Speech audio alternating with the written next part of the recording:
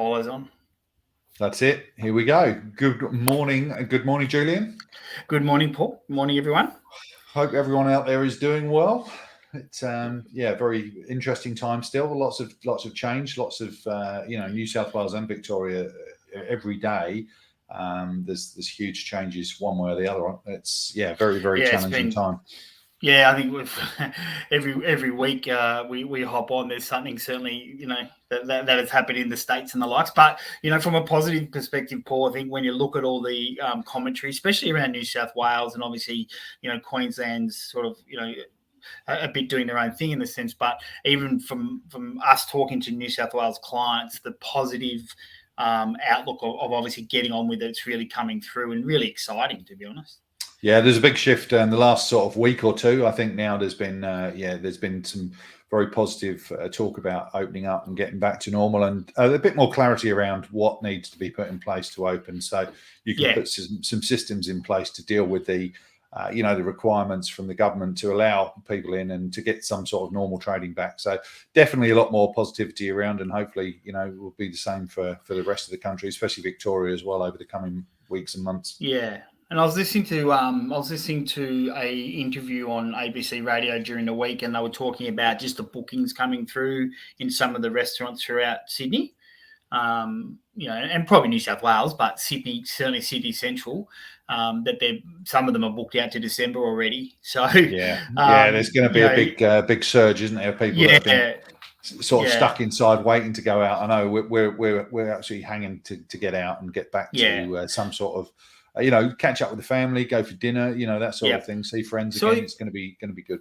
I think that also brings into play, Paul, that businesses need to probably think about, obviously, how many tables they can take, and I'm sure that they've started to work out the seating arrangements and the likes. But it becomes about, do I do 2 seatings on a Friday? Do I do it on a Saturday? Really managing your business and trying to make sure you maximise the potential, obviously, to recoup the money effectively since you've been in lockdown.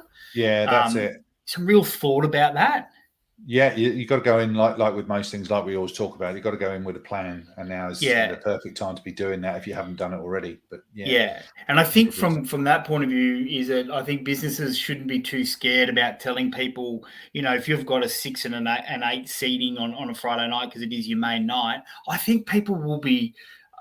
Customers will be okay with that. I think. I agree. I think people are going to be more tolerant now than they're going to be so grateful just to be out and about. That absolutely. And I know that when we came out last time and we had the 1 per 4 square meter rule in place, when we went out to a few places, that was very much the case where you were told, okay, you can come at this time, but we need the table back by this time. When that's fine. Yeah, no problem. You're obviously going to get, like you always do with that sort of thing, you're going to get 1 or 2 grumbles and groans, but the majority of people, which is all you need to worry about, are going to understand, and they're going to be very, as I said, I think just grateful to get out and to be able to sit down in your restaurant again and have something to eat. So, that's awesome. All right. Well, today I know we put aside some time to talk about culture, and I know it's something that gets thrown around a lot. That it's one of those terms that you hear all the time, and like the thing we always talk about, that culture eats strategy for breakfast and all that sort of thing. But I thought it'd be good, and I know we've discussed this, it would be good to have a chat about what you think or what you see culture as being, and how you can improve that. And then I know we'll talk about a few systems and processes and things that you can do to really sort of refine that and make sure that you're getting the best culture in place as possible. So it's not something that you and I have really talked about offline as much. So I'm really interested to know from your side, what do you define culture as? How would you, if someone was asking you, about the culture that you had in your business, for example, how would you define it and describe it? Yeah, I think I would probably describe it as an extension of your business in terms of how your staff represent themselves and the business to the customer. And I think it's an extension of you personally, to be honest, and your business as to what your team environment is like, how they treat each other, and how they treat their customers. So I think it has a connotation of how do we treat each other and how do we treat our customers, and what are we prepared to walk past. And what I mean by that is, are we prepared to walk past bad behavior and let that go? Mm-hmm. Are we prepared to walk past paper on the floor, or food on the floor, or dirt, or the likes? What are we prepared to accept?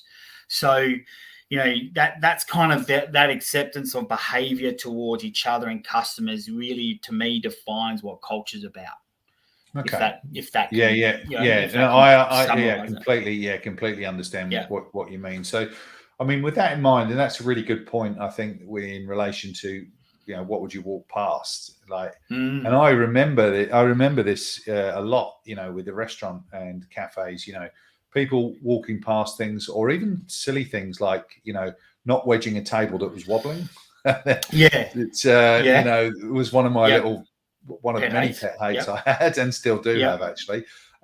Even things like, just, checking in with customers as you walk past, or, all of that sort of thing. So with that, I mean, how do you get that in place? I mean, how do you develop that kind of culture where you don't have staff that walk past things on the floor? You have people that proactively do things, and that really, I guess, take on board, as you said, it's an extension of yourself. And I know that lots of people say, and I find myself saying to clients all the time, that don't expect anyone to run it the way you run it, because you can get close to that, but if you try and find someone that's going to do it exactly the way you do, it's very difficult. But what can be done to build that culture to get as close to that as possible? And so I think from my experience is, I always like to tell stories, but I developed I had a business that, when I opened the doors, did really, really well, really quickly. It far exceeded our expectations. And we were really thriving on just getting it done. But what crept up, which was my fault as the leader, was bad culture. And that was bad culture in the kitchen, which then spilt onto the floor.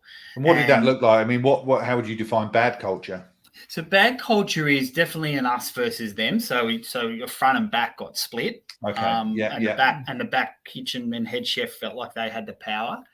Then the head chef treating his staff, from apprentices to dishwashers, in behaviour that was just not acceptable. And so, that spilled out because of your front of house, and I developed a team on the front of house that were really very competent, and in the end sort of said to me, get out of our way, which was really great. I knew that I had some really good people, and I knew how to manage that aspect of it, but I had my own insecurities about the kitchen.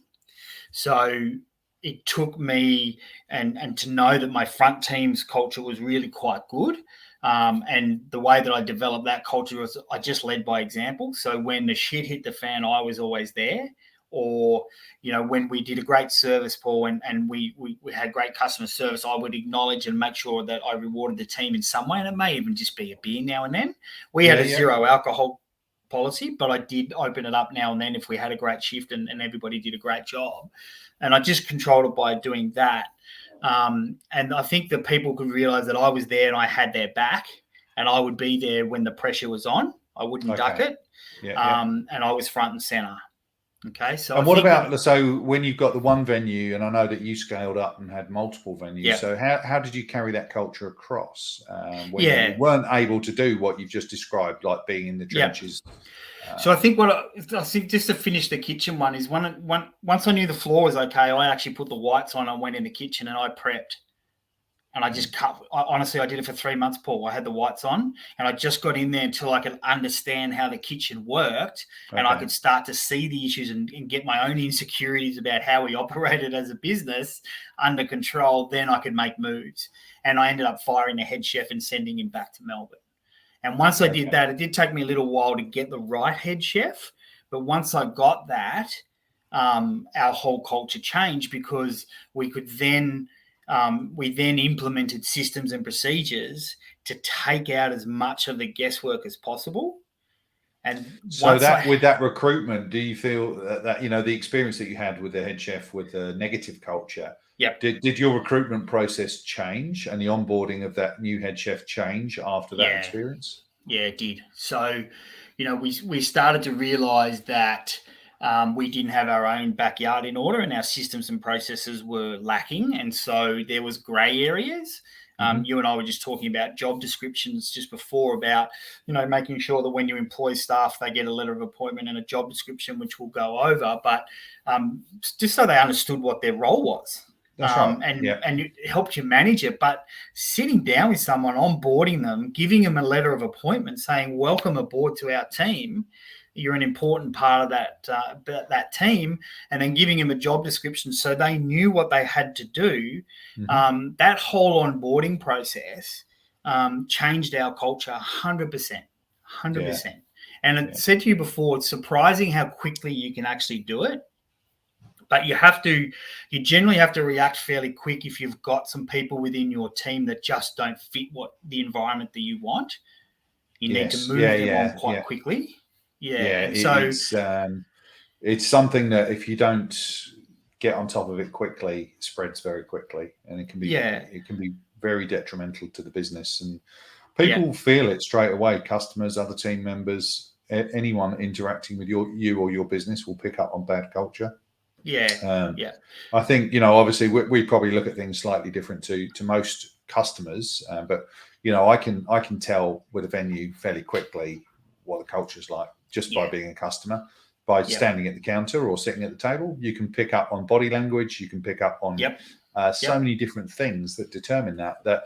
And I've always had this, and this just with the guys that bought one of my first cafes. I remember at the time they were both quite young lads, and I remember saying to Gav, who's one of the two that bought it, he would have been probably about 19, 20 at the time, so pretty young to be getting into a business like that. But I said to him once, look, you need to make sure that you're on top of this sort of thing, because it's almost like if the culture's bad, there's like a negative energy that gets passed out. And it almost repels customers. It almost stops people from coming through the door. And I remember, I've always had better EQ than IQ. And I remember looking at him thinking, this guy thinks I'm absolutely mental, He thinks I've lost the plot or I've been smoking something I shouldn't have been. Anyway, it kind of, he was very polite about it and took it all on board and went away. And then, anyway, sort of every time we went back, because we moved out to Australia shortly after that, and every time we went back, we'd catch up. After a couple of visits back there, I went out for a beer with him once, and I actually brought that conversation up, and he said, I'm so glad you brought that, because that's exactly what I was thinking. I thought you are absolutely mental. But he said, now I see exactly what you mean, because they had an experience like you had with the back of house. They had that with front of house. And he said, it affected business. It was almost like people knew there was a problem and they wouldn't come in, It is, I'm not into all that, stuff in a big way, but I do believe there's an energy there that bad culture repels business 100%. 100%. And, you and I, again, we were chatting offline before and saying, well, our past sort of 2 months has been, about systems and processes around numbers and knowing your numbers, and which is paramount to your success. But if you've got a bad culture and your customers aren't coming in or coming back, it doesn't matter about how good your financial systems are. And, anybody who listens to this webinar podcast is that I'm sure they've been into a business and thought, how rude are they? I'm not going back there. I'm not giving them my money. And so, I think, sort of back to your question a little bit, is I had to change personally because I knew that I was actually part of the problem. Right. And I was part of the problem because I allowed the kitchen to get that culture. I allowed that culture to happen on my watch. I tried to be their friend early because I was working in the venue. I was on the floor for the first 2 years. I was absolutely on the floor every minute I possibly could. And I would sit and have a beer with them at when we got smashed and all that. And I just realized at a point, it was actually a point when I went into work at 6:30 a.m. to open up for breakfast, and the chefs were still drinking on the tables outside, that I said, I cannot operate my business like this anymore. And people might think that didn't happen, but it did. We used to have video games Galaga and all that in our shops, and they were sitting on the couches still playing cards. And I'm like, Wow. who's going to cook? What the hell have I done? And so Yes. from that, Yeah. I made a promise to myself, from that day that I would change, and I did. And then, as you said before, Paul, was implementing the systems and procedures about onboarding and real clarity around job descriptions and real clarity around what your business represents, what it stands for. And in our instance, we wanted our staff to feel like they could be them and not be too stiff. Some businesses require staff to be extremely professional and not be seen as such, where we were more of a casual dining. So we wanted customers to know who they were. Yeah. And so there's a real balance between good service and being relaxed. There was actually a bit of a balance. And so to train that culture into our staff, we can only do it through systems and sitting down and working with them and explaining what the expectations of the business was. And then meeting them consistently and being there at the right time. Friday nights were big, so I'd be on a pass at Friday night and I'd do, a couple of hours, and then I'd run to another venue and maybe do the last couple of hours with them, just so they saw you at that right time. And I didn't expect anything from my staff that I wouldn't do myself. Yeah, I think that's important, isn't it? And it does, even if you, as you did, you kind of start off where you're working alongside them a lot. And, once you've got that culture where it needs to be, then they know what the expectations are, even if you've got it documented. But having worked with you, they know what you'll accept, and as you said, what you'll walk past and what you won't walk past. Yeah. And if you've done your job properly and recruited in the right way and got the right people in the right place, then you shouldn't have too much to worry about. And that kind of rolling out an expansion, or you just stepping back and actually having more time out of the business should be achievable, But as you picked up on, where we focus heavily on numbers, systems, and processes, but most of them are irrelevant if you don't get this part right. So you lead into something quite important. Actually, I just want to make a definition on a differentiation on this. So you can implement systems and procedures that really are quite strong around, what their job descriptions are, what they need to do. So there's the basic stuff, like you need to serve people, you need to pick up plates, and you need to wash plates, all that sort of stuff. So you don't go away from that, right? But if you then micromanage staff, everything you do will come undone. Yes. So what you just said about stepping away from your business is, and I had to learn this over time, is I had to put in systems and processes, keep my personality and the business's personality within the business, within the culture, within the onboarding process.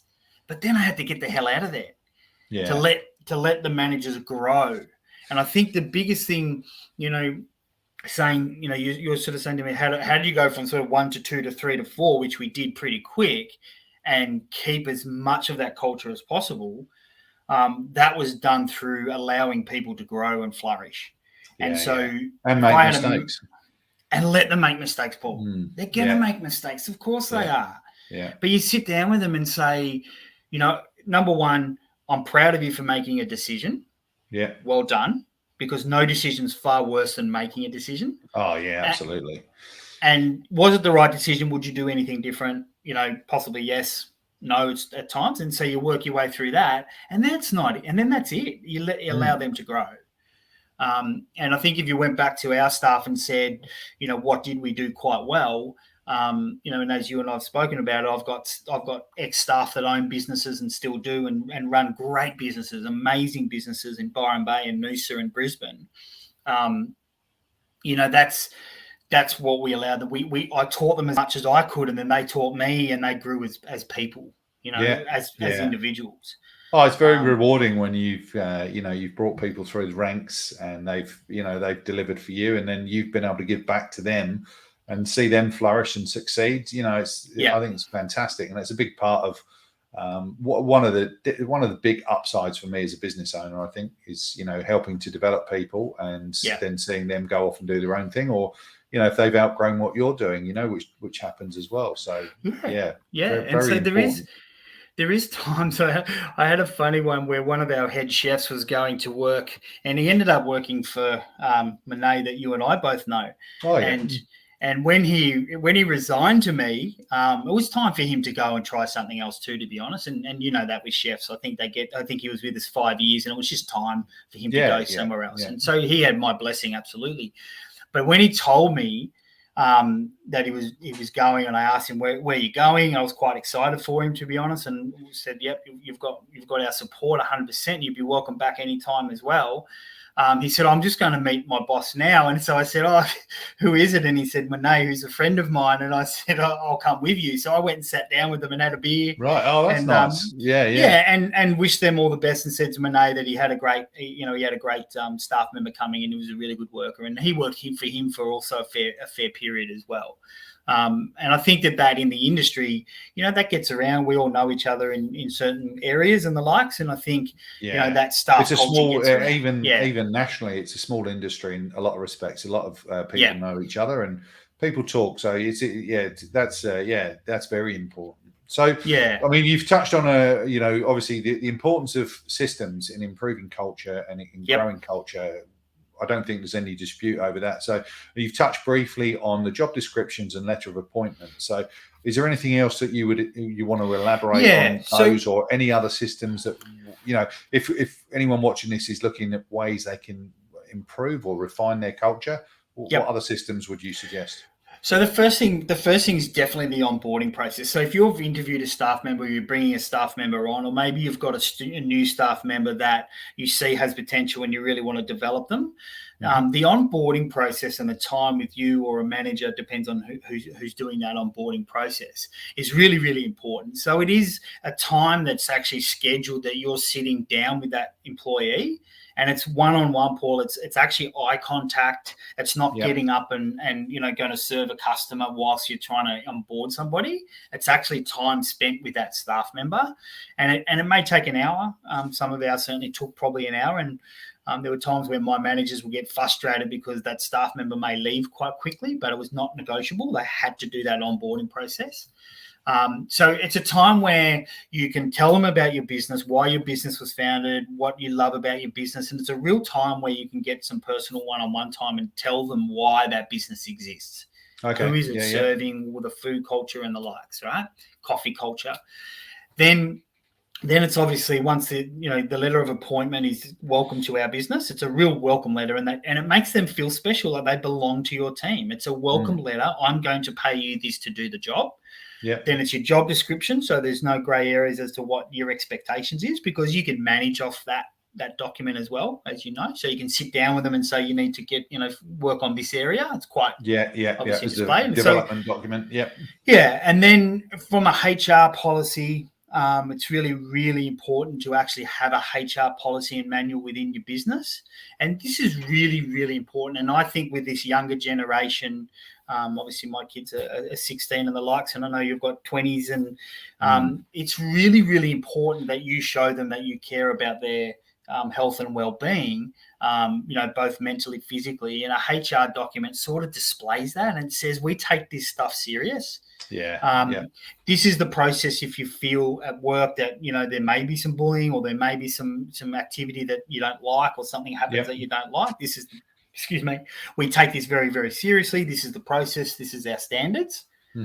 So there's a HR document that we've written in here that is pretty generic for most businesses. We've got there is a template, isn't there? So the policies and procedures. It's quite a detailed document in it, and it covers things like it does cover things like sick pays and holiday pays and mobile phone usage and the likes. And then an operations manual. So quite often each venue will have specific operational requirements. And so, really what you're starting to do here, and you can sort of see, with all these documents, Paul, is you're almost building a franchise model without the franchise fees, right? It's your model. Yeah. So the operation document, covers things like, please come to work 15 minutes before your shift. Please clock on. Please make sure you wear your appropriate uniform. Please make sure your hair's correct, and all that sort of stuff. And so all of a sudden you're giving a staff member a complete, overhaul of your business, and they leave that business. And honestly, Paul, they know you're serious. Yeah, Now, that's right. I mean, they understand that there's standards yeah, that need to be met, that and need to be met, I and that guess you something care. that, yeah, exactly. It And so, shows that you care. It shows it's a profession. It's not yeah, just a casual position, even if it so is a yeah, casual job. and two things happen, Paul. Either they want to work for you or they don't. Yeah, that's right. Well, that's They it's either a go, qualifying it's a this is, qualifying tool as well, isn't it? yeah, Because if this should be designed, if it's executed and delivered properly, it will actually attract the right candidate and it will 100%. repel the wrong one. Because if you're the Yeah. type of person that's this guy, I can't work by these rules or these guidelines, Yes. So then yeah. that's fine. There's Yeah. plenty of other opportunities that might suit you better, but you're not going to fit the culture of this team because you get one bad person. If as the business owner, make one bad recruitment choice, it can really affect the culture of the entire operation, the Yeah. entire Yeah. business. It spreads very quickly throughout. Anything like that. It's much. I think it takes much more effect than it does to grow good culture. Yeah. It's a Yeah. lot Yeah. slower. Probably like it's a bit like online reputation and reviews, isn't it? Yep. It's that sort of thing where people smash you straight away if you do the wrong thing, but very rarely post if you do the good thing. Yeah. Good Yeah. culture is something that I think it should be a focus for everyone to work on. Like, really, Yeah. what can you do to improve it? What can you do to refine it? So, Yep. with the systems and processes in place, I guess it's down to you as the owner or the management team to execute those. But also, once you've done that, it's really important to stay on top of it, isn't it? And to like manage you it. said, hold Yeah. people accountable and manage it. Yeah. Yeah. So if you look at it, in another way, is you want to build a high performance team. So, you're employing staff that have to fit your culture and what you want in your business, right? Yeah. And the thing is too is that they don't all have to be superstars. Yeah, they have to work together as a unit, and That's it. It's a team a sport, champion. Yeah, hospitality. it's a team sport. So you can have a couple of guns, but they're independent, and don't operate as a team. So the one thing I did learn over time is you do employ different people, and you know what, consistency, loyalty, and getting the job done. And it might not be that they're doing the job they're excelling, right? But they're actually doing the job competently. They're good at what they do. They're no fuss. They're not a superstar though, Paul. Right? They're not banging on the door wanting more and all that. You need those people in your business. Oh, you definitely need those people. A balance. Yeah. Yeah, and you need a balance. So, you and I were talking before about if you've got a team of 5 or 6 and you've employed someone, but you work out later because sometimes you won't work out until the pressure's on, that they don't fit into your team. Yeah. Then you react quick. Yeah, exactly. Exactly. Yeah. No, and then you get rid of them, move them on, sit down with them. One of the questions, I'll give you a hot tip that I used to use all the time, and some of my managers used to laugh at me, is I always used to start my conversation with somebody that I didn't think fit our business was, how do you think you're going? Yeah. And I used to shut up, and I'll tell you, I promise you, 9 times out of 10, they would know, and they would go, yeah, not too good. Yeah. And then you would say, look, it's just not a fit. We're just not fitting, and that's move right. them on. It's not the end of the world. It's just not. It's just not working out. And I think you do it politely. You do it the right way. Yeah, you do it exactly. politely, but you do it quickly. That's my lesson. Is you do it quickly. You do, and that sends a very clear message to the rest of the team that you are serious about culture. And culture is important. And if you've got somebody that has a problem, if you can't deal with it, and it's not a good fit, then you'll take care of it. Most people want that. Most people don't want a team member that's letting the side down. If you don't act on that, it can destroy it pretty quick. Yeah. Okay. So all right. So in saying that is that I personally have never seen, or I don't think in our industry you can build a great culture without systems. Okay. Yeah, that's good. All right. So I want to be really clear on that. Yeah. So with that being said, if somebody watching this feels that they need to work on their culture, doesn't really have many systems in place, what's 2 things they can do immediately or the first couple of things you'd suggest they did straight away? Yeah, definitely. If they're not using and don't have job descriptions and an operations manual on what the expectations of the business is, and what there's two expectations: what you expect an employee to do to fulfill their job, and what an employee expects you as an owner to do for them to fulfill their job. And that means providing a safe environment and providing them with the information required for them to do their job. So job descriptions and operations manuals are two of the areas that I would start with immediately. So there's real clarity around what the expectations of both parties are. Yeah, there's no confusion then, is there? There's no confusion about what you're expected to do and how you're expected to do it. And so as an owner, Paul, I will pay you on Wednesday or whatever day it happens to go into the bank account. I will pay you correctly, and I will pay you on time every time, and I will provide a safe working environment for you. Yeah, that's a minimum, right? But talk to them about you doing that. You need to know, as you said, set the expectation on both sides. So what they can expect from you, and likewise, it's the same with customers. Just quickly, Paul, it's the same with customers. I will provide you with a meal or with coffee or with a service and product at a price, and provide you with great customer service. But I also expect you as a customer to be nice back to us. That's right. Yeah, true. And if you don't want to be nice back to us, that's right. Exactly. Yeah. Fantastic. Okay. Well, hopefully that's all the systems a bit are here. Of insight. Yeah, everything's there for you. Everything's here. We've made it as easy as we can to implement this kind of thing. And I know the clients that we've worked with one-on-one on this. Like we always say, it's additional work, but look at it as an investment. You're investing in the culture of your business, and the clarity that your team have around your expectations and what they can expect is gold. And this kind of thing will definitely increase the ease of which you can run the business, the profit of the business, how easy it is for you to attract and, more importantly, retain the right employees, the right team members. And, it's just, there's no negative as far as I can see to doing this. So if you don't have it in place, and look, as always, as we always say, feel free to reach out. If you have any questions, or you're not sure, if you want some help, let us know. But if you don't have these kind of things in place already, use the resources inside the hub and make your life easier to implement and execute this as quickly and as easily as you can. So, I wouldn't open another venue without it at all. No, zero. No. It'd be one of the first things I did. I agree. Definitely, you wouldn't suggest that anyone does that without doing it. So. Yeah, great. All right.